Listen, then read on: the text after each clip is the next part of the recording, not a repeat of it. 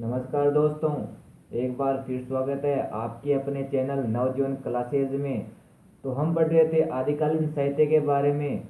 तो आदिकालीन साहित्य में हमने पढ़ा कि सिद्ध साहित्य के बारे में पढ़ा। तो आज हमारा जो टॉपिक रहेगा वो नाथ साहित्य के बारे में रहेगा। एक बार मैं आपको सिद्ध साहित्य के बारे में बता देता हूँ एक बार फिर से कि गणपति चंद्र गुप्त ने आदिकालीन साहित्य को 3 भागों में बांटा है। पहला है धर्माश्रित, और दूसरा है राजाश्रित, और तीसरा है लोकाश्रित। राजाश्रित का अर्थ होता है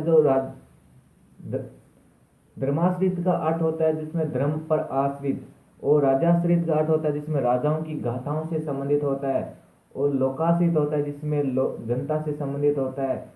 और धर्माश्रित में 3 भागों में बांटा है। पहला है सिद्ध साहित्य, बाद में नाथ साहित्य, इसके बाद में जैन साहित्य। जैन साहित्य को हम रास साहित्य भी बोलते हैं। और रासो साहित्य में रासो साहित्य है, और लौकिक साहित्य में गद्य और पद है, उनको हम लौकिक साहित्य भी बोलते हैं। उनके बाद हमने चर्चा की कि जो सिद्ध साहित्य की जो उत्पत्ति है वो कैसे हुई है। जो सिद्ध साहित्य की जो उत्पत्ति है वो बौद्ध धर्म में जो 2 शाखाएं हैं, एक है हीनयान, एक है महायान। महायान को 2 भागों में बांटा है। पहला है सहजयान और दूसरा है वज्रयान। जो वज्रयान के जो लोग थे वो जादू टोना पर विश्वास करते थे और लोगों पर अपना आधिपत्य जमाते थे। ठीक है। उनके बाद हमने चर्चा की कि जो सिद्ध साहित्य की जो संख्याएं हैं वो कितनी है। जो सिद्ध साहित्य की जो संख्याएं हैं वो है 84। किसके अनुसार? बताने वाले कौन है? राहुल सांख्यान के अनुसार इसमें 3 महिलाएं संत भी थी। एक तो कनकलता, एक मणिभद्रपा और एक लक्ष्मी खरा। उनके बाद हमने चर्चा की कि जो सिद्ध साहित्य की जो भाषा है वो कौन सी है। वो है संध्या भाषा। संध्या भाषा जो प्रतीक चिन्हों में बात करना, इसका जो विकसित रूप है वो हमें कहाँ देखने को मिलता है? वो हमें कबीर दास की उल्ट भाषियों से देखने को मिलता है। उनके बाद हमने चर्चा की कि जो सिद्ध साहित्य की जो विशेषता है वो क्या है। सिद्ध साहित्य की जो विशेषता है काया की साधना, अंतर्मुखी की साधना, सदगुरु की महिमा, ज्ञान की उपेक्षा, सामाजिक खंडन मंडन की प्रवृत्ति और वर्णात्मक व्याख्या की विशेषता, संध्या भाषा शैली का प्रयोग, प्रतीक चिन्हों में बात करना, संध्या भाषा का अर्थ होता है, और नारी को साधना के केंद्र में रखा। उनके बाद में चर्चा की कि जो सिद्ध साहित्य के जो प्रसिद्ध कवि हैं, सरपा के बारे में हमने चर्चा की। जो ये प्रथम सिद्ध कवि है और सहजन शाखा के प्रवर्तक हैं, और हिंदी के प्रथम कवि हैं राहुल सांख्यान के अनुसार, और दुआ चौपाई शैली का प्रयोग करता है। और उनकी जो रचनाएं हैं वो कौन कौन सी है? एक तो है कायाकोश, दोवाकोश, और त्रिया गीता और सरप्पा गीतिका। तो आज हमारा जो टॉपिक रहेगा वो रहेगा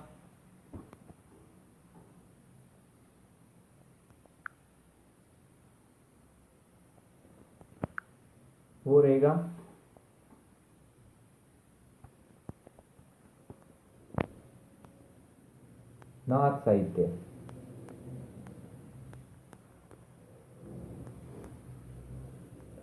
जो नाथ साहित्य है उनका कालक्रम क्या है? जो 3 मत हैं। तो पहला मत है हजारी प्रसाद द्विवेदी का। किसका? हजारी प्रसाद द्विवेदी का मत है कि जो सिद्ध साहित्य की जो कालक्रम है वो है 10वीं शताब्दी के थे।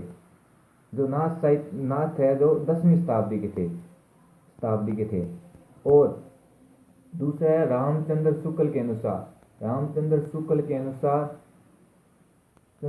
के अनुसार ये 13वीं शताब्दी के थे। और एक मत है राम कुमार वर्मा का। किसका? राम कुमार वर्मा के अनुसार ये 9वीं व 13वीं शताब्दी के थे।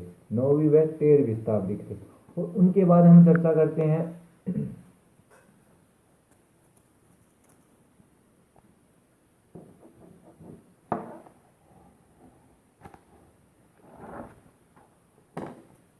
जो नाथ साहित्य की जो विशेषता है वो क्या है।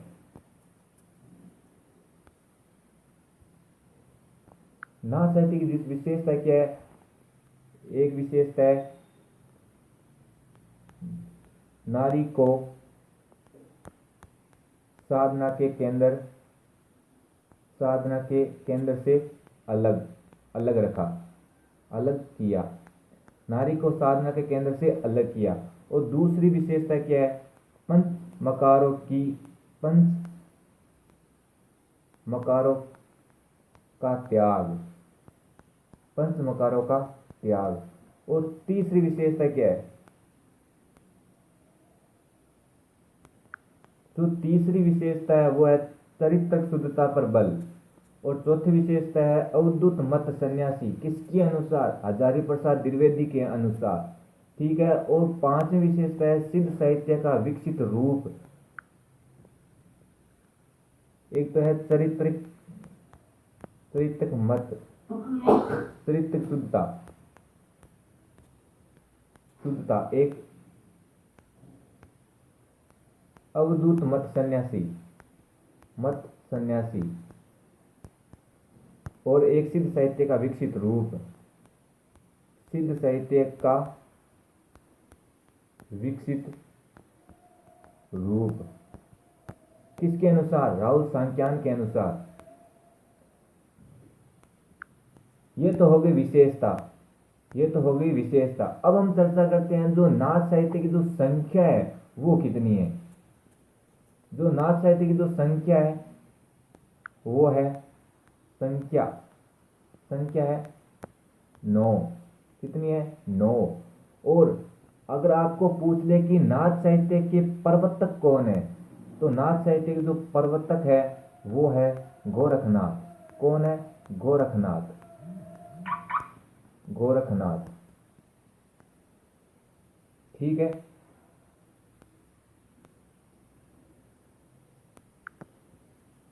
और गोरखनाथ के जो गुरु है उनका नाम क्या है? तो गोरखनाथ के जो गुरु हैं उनका नाम है, गुरु का नाम है मत्स्येंद्रनाथ, मत्स्येंद्रनाथ। और मत्स्येंद्र नाथ के गुरु का नाम है वो है आदिनाथ, आदिनाथ। वो कौन थे? वो शिव थे। कौन थे? शिव थे।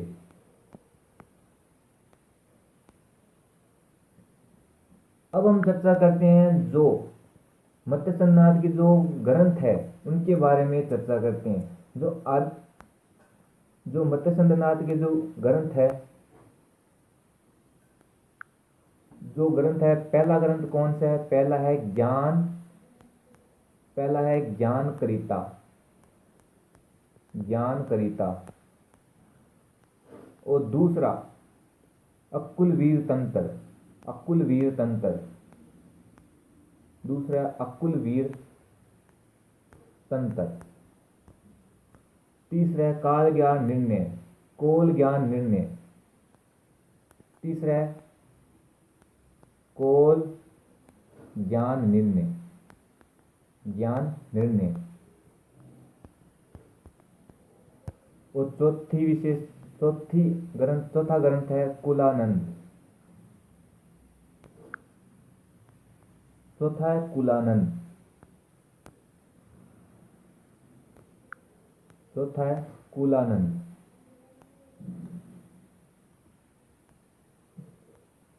कुलानंद। ये ग्रंथ है 4।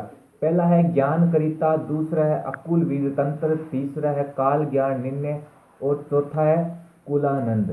ठीक है। अब हम चर्चा करते हैं गोरखनाथ के बारे में। किसके बारे में? गोरखनाथ के बारे में, गोरखनाथ के बारे में।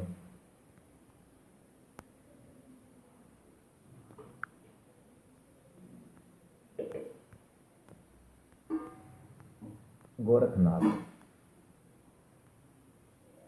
ये नाथ संप्रदाय के प्रवर्तक थे, नाथ संप्रदाय के प्रवर्तक। अगर आपको पूछ ले कि नाथ संप्रदाय के प्रवर्तक कौन थे तो वे थे गोरखनाथ। ठीक है। अब हम चर्चा करते हैं जो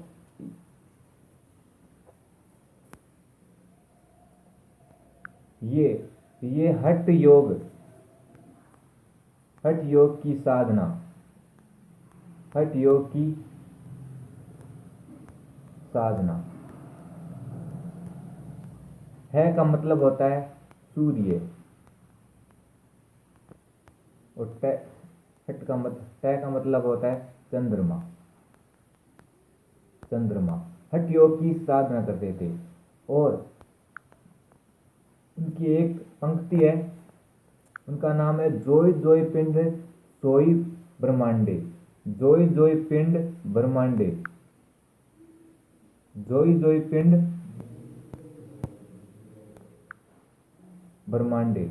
और उनके ग्रंथ, उनकी ग्रंथों की बात करें तो उनके ग्रंथ है 31। कितने हैं? 31, 31, 31। ठीक है, तो पहला ग्रंथ कौन सा है? पहला है गोरखवाणी, पहला है गोरखवाणी, पहला है गोरखवाणी। दूसरा है प्राण संकाली, प्राण संखाली, प्राण संखाली।